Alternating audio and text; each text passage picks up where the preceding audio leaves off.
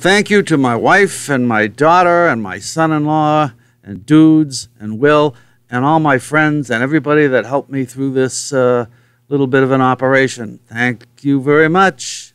And thank you very much to everybody at New England Baptist Hospital who gave me some really great service and fixed things up pretty good for me. Thank you. Well, okay, this is day one, about 24 hours after my microdiscectomy operation. Here's a little background on my problem.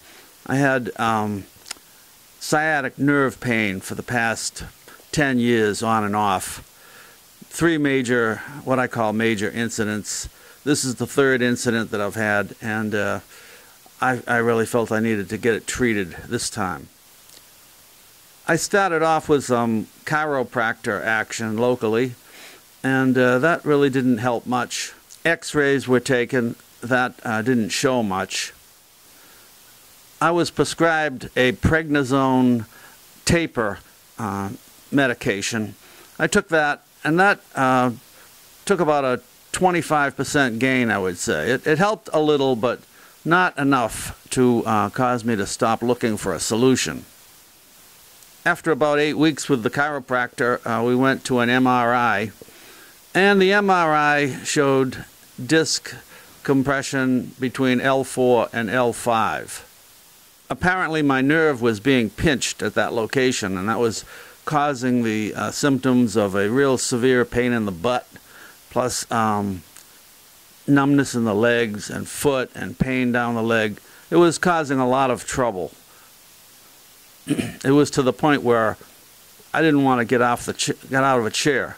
As long as I was sitting, there was no pain. The minute I stood up, pain started, and it would start at a low level and escalate to a really high level over the course of maybe 2 or 3 minutes, which meant I couldn't go very far without jumping into a chair. Well, anyhow, at this point, the next level seemed to be either the epidural injections to the back or a microdiscectomy.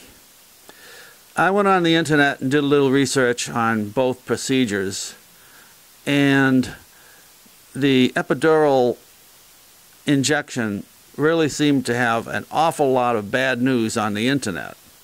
You couldn't go to any site without hearing of problems and how you have to keep repeating the procedure, and it's not a simple procedure. You know, you have to go into a hospital and you're on an operating table, and I'm sure it's time-consuming and painful.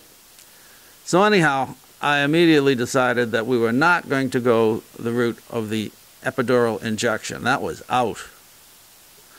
The other option was the microdiscectomy, which there's an awful lot of good news on this procedure.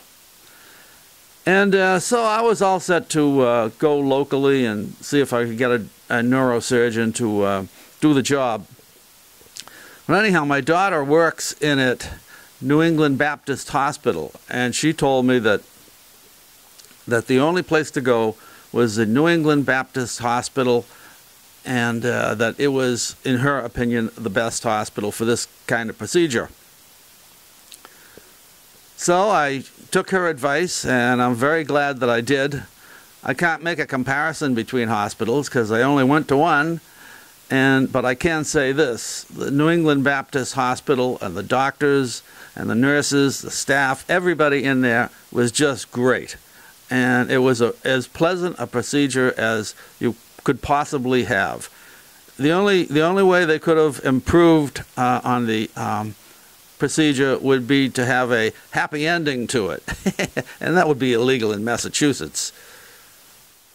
So my thanks go out to all the doctors and nurses and Dr. Marcotte, who did the operation, for doing a really good job for me. It's really appreciated. Yay team, yay New England Baptist.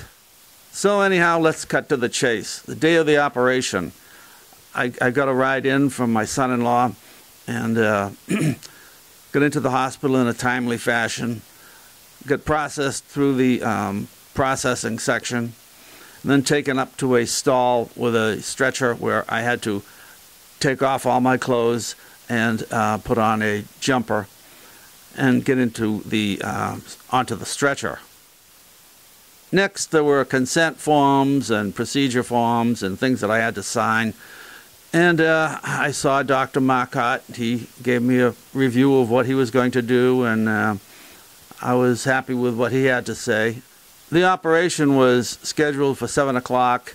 I got transported to the operating room at about 7:15. And at that point, they had given me something that would calm me down, because you're always a little bit apprehensive when someone's going to slice you up, you know what I mean? And got into the operating room, and all of a sudden it was lights out, lights out. They tell me they moved me from one stretcher to another to put me on my stomach, and the operation proceeded, and the next thing I know is, bang, I'm waking up in recovery. Coming out of recovery, my throat was a little bit, well, it was sore. I would say my incision point was slightly uncomfortable. I wouldn't even call it pain at that point. So anyhow, I stayed in the recovery area for, I guess, about an hour, and then I was moved to a more general type setting, less intense. I felt good. I could feel the incision point, but again, it wasn't pain. It was just a little discomfort, very minor. So shortly thereafter, I was always surrounded by nurses, and can we get you this, can we get you that? I had crackers and juice to eat and drink, and my mouth was extremely dry. So when I tried to eat the crackers, it was like trying to eat sand. It was like very difficult to swallow it, and so I ended up, just mixing it with my drink, and that helped. Plus, I wasn't real hungry. And anyhow, after a while, they assisted me in getting up, and we took a little walk, and that felt really good. The pain was gone. All my sciatic nerve pain was gone, and the pain in my butt was gone. And so then I started walking more and more, and eventually got to the point where I'm going round and round and round and round their station. My wife came in and scolded me for doing too much. And so anyhow, this was really great. Then came time to urinate. I had to urinate and flagellate before they'd let me go. Urinating was a problem. I could not urinate. And so, I tried once, and then I get back into bed, laid down for a little while longer, and had some more to drink. And at that point, I tried again, and I was able to urinate. And so at that point, I was considered to be ready to go. So anyhow, 2 hours after the operation, I'm up walking, and I'm chomping at the bit to get out, and things were really going good, with the exception of the urination thing. I tried a third time, and nothing happened. So I figured, hell, I had gone once. Things were okay. So my ride came, and we made it back to my house, and at that point, I needed to take a whiz, and I tried to take a whiz, and nothing. Zip. Wouldn't go. As time passed, and I drank more liquids, I eventually was able to find different ways to urinate. Sometimes sitting, sometimes standing, sometimes leaning forward, sometimes with your legs spread. I just kept fiddling around until I found a way to do it. So that kind of solved that problem, at least temporarily. After the operation, you're not allowed to take NSAIDs, which is what I was primarily using for pain. I was using Aleve, and Aleve worked pretty well, but I couldn't use it after the operation. So anyhow, they gave me a prescription for some Oxycontin or Coton, or however you say it, you know what I mean. And I tried that, and that's better than nothing. It's like it doesn't really, in my opinion, relieve the pain. All it does is makes you not give a damn about the pain, you know. So it's kind of a backdoor solution, but it worked. And, you know, that was basically the end of my wakening hours. I then went to bed. Going to bed was no problem. I slept fine. It was kind of difficult to sleep on my back because it was starting to hurt a little bit.